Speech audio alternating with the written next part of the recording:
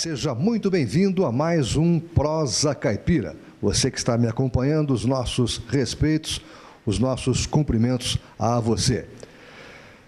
Bastante calor. Vou perguntar aqui para uma pessoa que é o nosso convidado de hoje, quando é que esse calor vai embora, hein?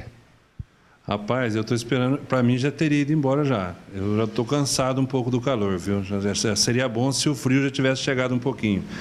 Mas não sei não, viu? Eu estou achando que vem chuva, mas o calor não vai embora não. Brincadeiras à parte, só para descontrair um pouquinho, para começar essa nossa prosa caipira, eu estou ao lado do Roberto Hoffman, ele é o coordenador do Centro de Controle de Zoonoses de São João da Boa Vista. E nós, a propósito de falarmos sobre o calor, vamos desencadear e começar a nossa série de perguntas, né, que temos aqui para o nosso coordenador do Centro de Controle de Zoonoses. A incidência, a persistência do calor, né, ela permite que vários tipos de insetos e outros tipos de quê? De bicho. De bicho. Se proliferem e fica mais difícil de combatê-los. Quais são esses bichos mais suscetíveis aí à proliferação no verão? Então, o calor e a umidade, ele favorece demais a proliferação de praticamente de todos os insetos. Aqueles que nos incomodam é que a gente percebe mais. Então, os pernilongos, de uma forma geral, incluso aí também o mosquito da dengue, quando você tem um aumento da temperatura e o aumento da umidade, eles se proliferam. No caso específico dos mosquitos, né, os insetos que se alimentam de sangue, a chuva também favorece, porque eles se multiplicam na água parada. Mas também outras espécies, aranhas e escorpiões, aumentam muito a sua movimentação, né? Saem dos seus abrigos e se movimentam em busca de alimento, aumenta a velocidade com que ele se desenvolve, a reprodução fica acelerada. E também nós temos os problemas com os carrapatos, por conta do aumento da umidade e do calor.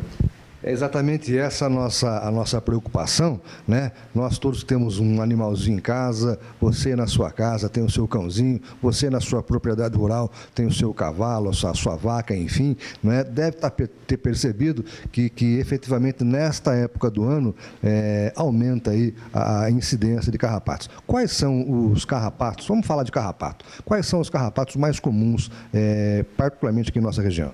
Bom, carrapatos eles são artrópodes e são muitas as espécies que são conhecidas, reconhecidas e descritas pelos cientistas. Mas para nós aqui, vamos dizer aqui para nós aqui em São João da Boa Vista, o nosso ambiente aqui, nós temos algumas espécies que são importantes do ponto de vista da pecuária, que são o carrapato de cavalo, né, que é o conhecido Amblyomma cagenense. A gente tem o carrapato da orelha do cavalo, que é o Anocenter.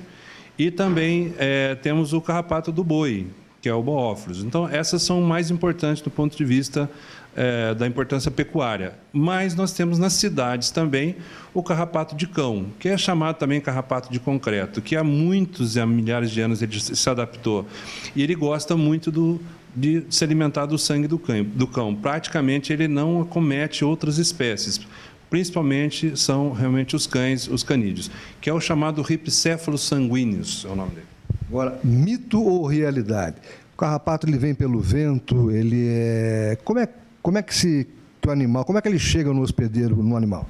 Olha, pelo vento pode ser carregado algumas larvas, alguns exemplares de carrapatos que são pequenos, mas normalmente a mobilidade dele se dá através dos hospedeiros. Então, no caso do carrapato de cão especificamente, quem leva o carrapato daqui para lá e de lá para cá é o próprio cão mesmo, que é o hospedeiro natural e preferencial desse tipo de carrapato.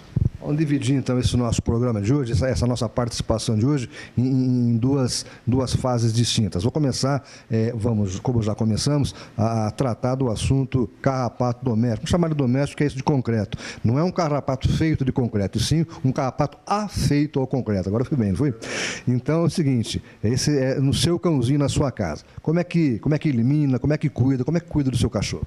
Bom, o carrapato, a gente pode caracterizar a infestação por carrapato como uma doença parasitária. E toda doença de animais tem que ser tratada pelo profissional, que é o médico veterinário. Então, se você tem um problema com o carrapato na sua casa, é importante que tenha a orientação de um veterinário. Normalmente, isso é feito através de um arsenal, uma quantidade enorme de drogas que nós dispomos, né? Não existe no mercado, existem algumas até que interferem na reprodução do carrapato, mas é importante que ela seja sistemática, que esse controle seja contínuo. E tomando 2 pontos principais, o tratamento no animal e o tratamento também no ambiente, que é muito importante. Mas sempre com o acompanhamento de um médico veterinário, até por conta de preservar a própria integridade e saúde do cão. Sim, uma empresa de controle de pragas pode até fazer o trabalho no ambiente, mas no animal ela não pode. No animal tem que ser mesmo acompanhamento de um veterinário. Isso é importante para evitar qualquer tipo de intoxicação, algum problema, alguma lesão hepática que possa causar, ou algum outro tipo de problema orgânico que esses venenos normalmente ocasionam.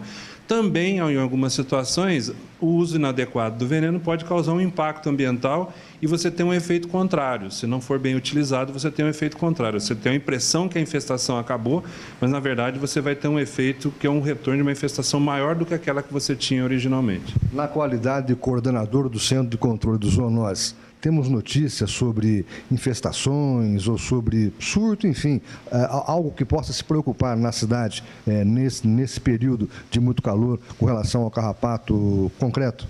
Bom, o carrapato, por ele não ser uma espécie que acomete o ser humano, ele pode até infestar um ser humano, mas são situações muito esporádicas. Por ele não ser não utilizar o ser humano como fonte de alimento, esse carrapato ele não tem importância em saúde pública. Ele é um importante problema veterinário. Ele pode, sim, transmitir doenças para os animais, dentre elas, a mais conhecida, que é a chamada doença de carrapato, que é a erliquiose canina, que ela pode até causar a morte do animal. E é uma doença também difícil de ser tratada. Então, não só pelo incômodo da picada, pela presença de uma infestação alta, que pode causar até situações sistêmicas, né, reações sistêmicas no animal, pela transmissão da doença, ele deve ser, né, por conta disso, ele deve ser controlado e deve ser evitado ao máximo. Lembrando que, se você tem um ambiente, tem um imóvel na tua casa, você tem um carrapato, e o seu vizinho tem, seria importante que o tratamento fosse num conjunto de casas.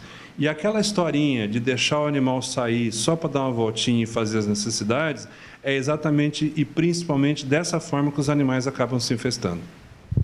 Essa informação vale para mim, acho que vale para todos os proprietários, aqueles que gostam de pequenos animais. Eu deixo a minha cachorrinha sair, tá vendo? Já vou levar um puxão de orelha ali em casa, acho que não vou deixar a minha patroa ver essa matéria, não. Márcio, vamos tomar um cafezinho? Vamos tomar um café? Vamos tomar um café e voltamos daqui a pouquinho falando aí sobre o carrapato de cavalo, o carrapato de boi, enfim, aquele mais suscetível aí na sua propriedade rural. Um instante só.